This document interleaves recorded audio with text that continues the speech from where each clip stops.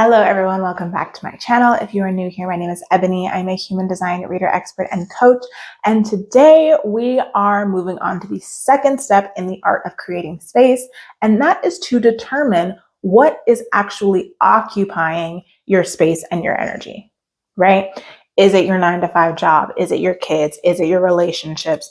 What are the things that are occupying the space that you currently have in your life? Because we all have things. Right? Even me, I have things. My business takes up space. My relationships take up space. My daily duties take up space, cleaning the house, making sure that, things don't fall into disarray, bathing myself, right? Those are all things that take up space. And when I say space, I mean energy, I mean time, the things that make it possible for us to live our lives. What are the things that are taking up those resources?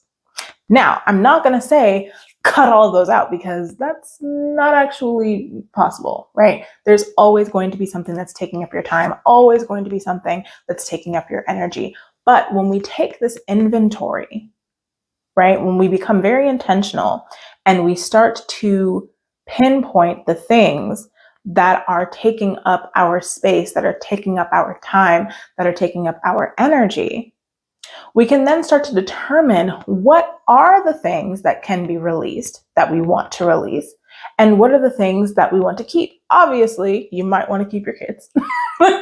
You might want to keep your relationships, or maybe you don't, right? You might want to keep the job, or maybe you don't. So this second stage is really for you to just determine what is currently in your space, what is currently in your field of experience. Right? And do you want it to be there? Because another thing that we tend to do is we take away our options. Because having options is difficult. Because it requires us to know what we want, and it requires us to let go of something else. Because if you have two options, right, most of the time it's like, do you get this or do you get this? Right? When there is space, you can say, oh, I'll just have both. But for many people, both isn't always an option. I either get this or I get this. Which one do I want? Right?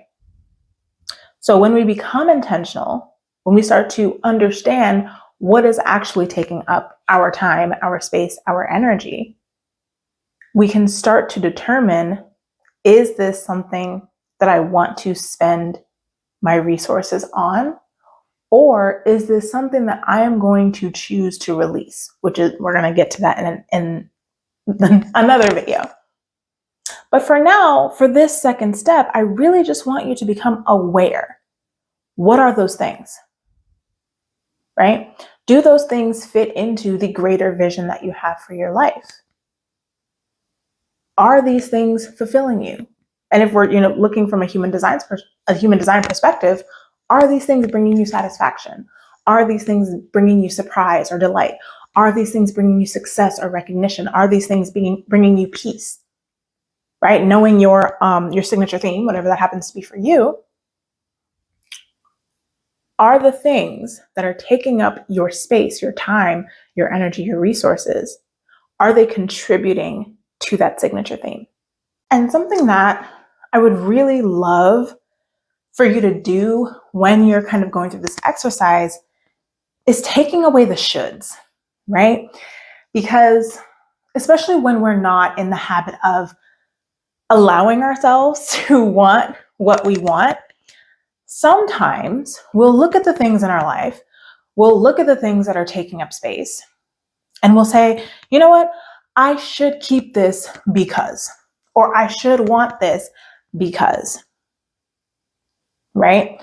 So, just for the purpose of this exercise, suspend your shoulds for just a moment.